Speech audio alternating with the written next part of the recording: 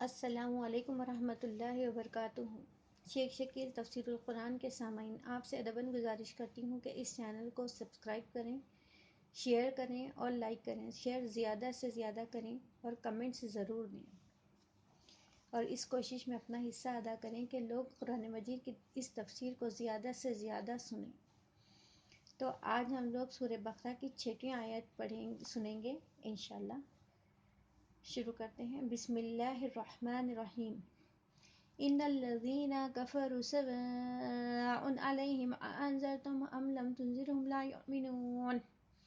کافروں کو آپ کا ڈرانا یا نہ ڈرانا برابر ہے، یہ لوگ ایمان نہ لائیں گے۔ یعنی جو لوگ حق کو پوشیدہ کرنے اور چھپانے کے عادی ہیں اور ان کی قسمت میں یہی ہے، نہ تو انہیں آپ کا ڈرانا سود مند ہو نہ ڈرانا، یہ کبھی خدا تعالیٰ کی اس وحی کی تصدیق نہ کریں گے جو آپ صلی اللہ علیہ وسلم پر نازل ہوئی ہے۔ جیسے اور جگہ فرمایا، ان الذین حقت علیہم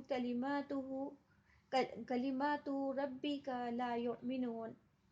یعنی جن لوگوں پر خدا کی بات ثابت ہو چکی ہے وہ ایمان نہ لائیں گے، اگرچہ تمام آیتیں دیکھ لیں، یہاں تک کہ دردناک عذاب دیکھیں۔ اور ایسے ہی سرکش اہل کتاب کی نسبت فرمایا، وَلَئِنْ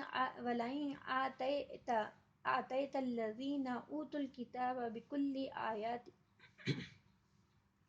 یعنی ان اہل کتاب کے پاس اگرچہ تمام دلائل لے آؤ، تاہم وہ تمہارے قبلے کو نہیں ماننے کے، یعنی ان بدنصیبوں کو سعادت حاصل ہی نہیں ہونے کی، ان گمراہوں کو ہدایت کہاں۔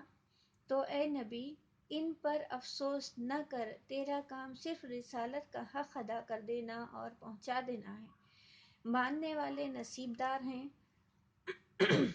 اور مالا مال ہو جائیں گے، وہ مالا مال ہو جائیں گے۔ اور اگر کوئی نہ مانے تو نہ صحیح، تیرا فرض ادا ہو گیا، ہم آپ ان سے حساب لے لیں گے۔ تو صرف ڈرانے والا ہے، ہر چیز پر اللہ تعالیٰ ہی وکیل ہے۔ حضرت ابن عباس رضی اللہ عنہ فرماتے ہیں کہ حضور علیہ الصلاۃ والسلام کو اس بات کی بڑی ہی حرص تھی کہ تمام لوگ ایماندار ہو جائیں اور ہدایت کو قبول کر لیں، لیکن پروردگار نے فرما دیا کہ یہ سعادت ہر ایک کے حصے کی نہیں، یہ نعمت بڑھ چکی ہے، جس کے حصے میں آئی ہے وہ آپ کی مانے گا، اور جو بدقسمت ہیں وہ ہرگز اطاعت کی طرف نہ جھکیں گے۔ بس مطلب یہ ہے کہ جو قرآن سے انکاری ہیں اور کہتے ہیں کہ ہم اگلی کتابوں کو مانتے ہیں، انہیں ڈراوے کا کوئی فائدہ نہیں، اس لیے کہ وہ تو خود اپنی کتاب کو بھی حقیقتاً نہیں مانتے، کیونکہ اس میں تیرے ماننے کا عہد ہے۔ تو جب وہ اس کتاب کو اور اس نبی کی نصیحت کو نہیں مانتے جس کے ماننے کے اقراری ہیں، تو بھلا وہ اے نبی تمہاری باتوں کو کیا مانیں گے؟ ابو العالیہ رحمۃ اللہ علیہ کا قول ہے، یہ آیت جنگ احزاب کے ان سرداروں کے بارے میں اتری ہے جن کی نسبت فرمان باری تعالیٰ ہے، أَلَمْ تَرَ إِلَى الَّذِينَ بَدَّلُوا نِعْمَةَ اللَّهِ۔ لیکن جو معنی ہم نے پہلے بیان کیے ہیں وہ زیادہ ظاہر ہیں اور دوسری آیتوں کے مطابق ہیں، واللہ علیم۔ اس حدیث پر جو ابن ابی حاتم رحمۃ اللہ علیہ کے حوالے سے ابھی بیان ہوئی ہے، دوبارہ نظر ڈال جائیے۔ لا یؤمنون پہلے جملے کی تاکید ہے، یعنی ڈرانا نہ ڈرانا دونوں برابر ہیں، دونوں حالتوں میں ان کا کفر نہ ٹوٹے گا۔ یہ بھی ممکن ہے کہ لا یؤمنون خبر ہو، اس لیے کہ تقدیر کلام ان الذین کفروا لا یؤمنون ہے، اور سواء علیہم جملہ معترضہ ہو جائے گا، واللہ علیم۔ یہ تھی آیت نمبر 6۔ اب ہم سنیں گے آیت نمبر 7۔ بسم اللہ الرحمن الرحیم۔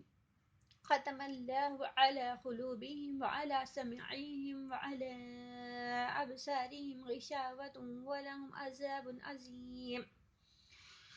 اللہ تعالیٰ نے ان کے دلوں پر اور ان کے کانوں پر مہر کر دی ہے اور ان کی آنکھوں پر پردہ ہے اور ان کے لیے بڑا عذاب ہے۔ صدی رحمۃ اللہ علیہ فرماتے ہیں ختم سے مراد طبع ہے، یعنی مہر کر دینا۔ قتادہ رحمۃ اللہ علیہ فرماتے ہیں یعنی ان پر شیطان غالب آ گیا، وہ اسی کی ماتحتی میں لگ گئے، یہاں تک کہ مہر خداوندی ان کے دلوں پر اور ان کے کانوں پر لگ گئی اور آنکھوں پر پردہ پڑ گیا، ہدایت کو نہ دیکھ سکتے ہیں، نہ سن سکتے ہیں، نہ سمجھ سکتے ہیں۔ مجاہد رحمۃ اللہ علیہ فرماتے ہیں کہ گناہ لوگوں کے دلوں پر چڑھتے جاتے ہیں اور اسے ہر طرف سے گھیر لیتے ہیں، بس یہی طبع اور ختم یعنی مہر ہے۔ دل اور کان کے لیے محاورے میں آتی ہیں۔ مجاہد رحمۃ اللہ علیہ فرماتے ہیں قرآن میں رانا کا لفظ ہے، طبع کا لفظ ہے اور اغفال کا لفظ ہے۔ رانا طبع سے کم ہے اور طبع اغفال سے کم ہے، اغفال سب سے زیادہ ہے۔ مجاہد رحمۃ اللہ علیہ نے اپنا ہاتھ دکھا کر کہا کہ دل ہتھیلی کی طرح ہے اور بندے کے گناہ کی وجہ سے وہ سمٹ جاتا ہے اور بند ہو جاتا ہے، اس طرح کہ ایک گناہ کیا تو گویا چھنگلیاں بند ہو گئی، یعنی کہ چھوٹی انگلی، پھر دوسرا گناہ کیا دوسری انگلی بند ہو گئی، یہاں تک کہ تمام انگلیاں بند ہو گئیں اور اب مٹھی بالکل بند ہو گئی جس میں کوئی چیز داخل نہیں ہو سکتی۔ اس طرح گناہوں سے دل پر پردے پڑ جاتے ہیں، مہر لگ جاتی ہے، پھر اس میں حق اثر نہیں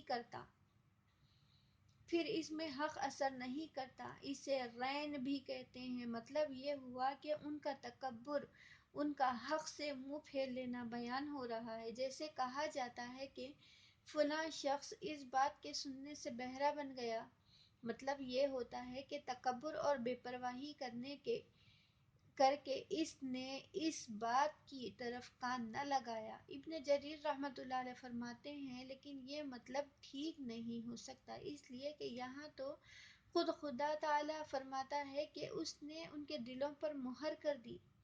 زمخشری رحمۃ اللہ علیہ نے اس رد کا بہت کچھ رد کیا ہے اور 5 تعویلیں کی ہیں، لیکن سب کی سب بالکل بودھی اور واہی ہیں اور صرف اپنی معتزلی ہونے کی وجہ سے یہ تکلفات کرنے پڑتے ہیں، کیونکہ ان کے نزدیک یہ بات بہت بری ہے کہ کسی کے دل پر خدا تعالیٰ مہر کر دے، لیکن افسوس انہوں نے دوسری طرف اور صریح آیت پر غور نہیں کیا۔ ایک جگہ ارشاد ہے فَلَمَّا زَاغُوا أَزَاغَ اللَّهُ قُلُوبَهُمْ، یعنی جب ٹیڑھے ہو گئے تو اللہ نے ان کے دل ٹیڑھے کر دیے اور فرمایا وَنُقَلِّبُ أَفْئِدَتَهُمْ وَأَبْصَارَهُمْ، ہم ان کے دلوں کو اور ان کی نگاہوں کو الٹ دیتے ہیں گویا وہ سرے سے ایمان ہی نہ لائے تھے، اور ہم انہیں ان کی سرکشی میں بھٹکتے ہوئے ہی چھوڑ دیتے ہیں۔ اس قسم کی اور آیتیں بھی ہیں جو صاف بتلاتی ہیں کہ اللہ تعالیٰ نے ان کے دلوں پر مہر کر دی اور ہدایت کو ان سے دور کر دیا ہے، ان کے حق کو ترک کرنے اور باطل پر جم رہنے کی وجہ سے، اور یہ سراسر عدل و انصاف ہے اور عدل اچھی چیز ہے نہ کہ بری۔ اگر زمخشری بھی بغور ان آیات پر نظر ڈالتے تو تعویل نہ کرتے، واللہ العلم۔ قرطبی رحمۃ اللہ علیہ فرماتے ہیں امت کا اجماع ہے کہ اللہ تعالیٰ نے اپنی ایک صفت مہر کرنا بھی بیان کی ہے جو کفار کے کفر کا بدلہ ہے۔ فرماتا ہے بل طبع اللہ علیہا بکفرہم، بلکہ ان کے کفر کی وجہ سے خدا نے ان پر مہر لگا دی۔ حدیث میں بھی ہے کہ اللہ تعالیٰ دلوں کو الٹ پلٹ کرتا ہے، دعا میں ہے یا مقلب القلوب ثبت قلوبنا علی دینک، یعنی اے دلوں کے پھیرنے والے ہمارے دلوں کو اپنے دین پر قائم رکھ، آمین۔ حضرت حذیفہ رضی اللہ عنہ والی حدیث میں ہے کہ رسول اللہ صلی اللہ علیہ وسلم نے فرمایا دلوں پر فتنے اس طرح پیش ہوتے ہیں جیسے ٹوٹے ہوئے بوریے کا ایک تنکا جو دل انہیں قبول کر لیتا ہے اس میں ایک سیاہ نقطہ ہو جاتا ہے، جو دل اسے قبول کر لیتا ہے اس میں ایک سیاہ نقطہ ہو جاتا ہے، اور جس دل میں یہ فتنے اثر نہیں کرتے اس میں ایک سفید نقطہ ہو جاتا ہے، جس کی سفیدی بڑھتے بڑھتے بالکل صاف سفید ہو کر سارے دل کو منور کر دیتی ہے، پھر اسے کبھی کوئی فتنہ نقصان نہیں پہنچا سکتا، اور اس دوسرے دل کی سیاہی بھی پھیلتی جاتی ہے یہاں تک کہ سارا دل سیاہ ہو جاتا ہے۔ اب وہ الٹے کوزے کی طرح ہو جاتا ہے، نہ اچھی بات اسے اچھی لگتی ہے نہ برائی بری معلوم ہوتی ہے۔ ابن جریر رحمۃ اللہ علیہ کا فیصلہ ہے کہ حدیث میں آ چکا ہے کہ مومن جب گناہ کرتا ہے اس کے دل میں ایک سیاہ نقطہ ہو جاتا ہے، اگر وہ باز آ گیا، توبہ کر لی، رک گیا تو وہ نقطہ ہٹ جاتا ہے اور اس کا دل صاف ہو جاتا ہے، اور اگر وہ گناہ میں بڑھ گیا تو وہ سیاہی بھی پھیلتی جاتی ہے یہاں تک کہ سارے دل پر چھا جاتی ہے۔ یہی وہ ران ہے جس کا ذکر اس آیت میں ہے، کَلَّا بَلْ رَانَ عَلَىٰ قُلُوبِهِمْ، یعنی یقیناً ان کے دلوں پر ران ہے ان کی بدعمالیوں کی وجہ سے۔ ترمذی، نسائی اور ابن جریر میں ہے۔ امام ترمذی رحمۃ اللہ علیہ نے اس حدیث کو حسن کہا ہے۔ تو معلوم ہوا کہ گناہوں کی زیادتی دلوں پر غلاف ڈال دیتی ہے اور اس کے بعد مہر خداوندی ہو جاتی ہے جسے ختم اور تباہ کہا جاتا ہے۔ اب اس دل میں ایمان کے جانے اور کفر کے نکلنے کی کوئی راہ باقی نہیں رہتی۔ اسی مہر کا ذکر اس آیت ختم اللہ میں ہے۔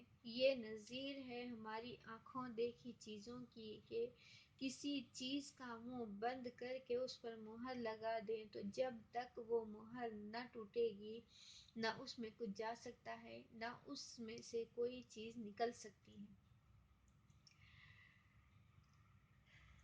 اسی طرح جن کفار کے دلوں اور کانوں پر مہر خداوندی لگ چکی ہے ان میں بھی بغیر اس کے ہٹے اور ٹوٹے نہ ہدایت جائے نہ کفر آئے۔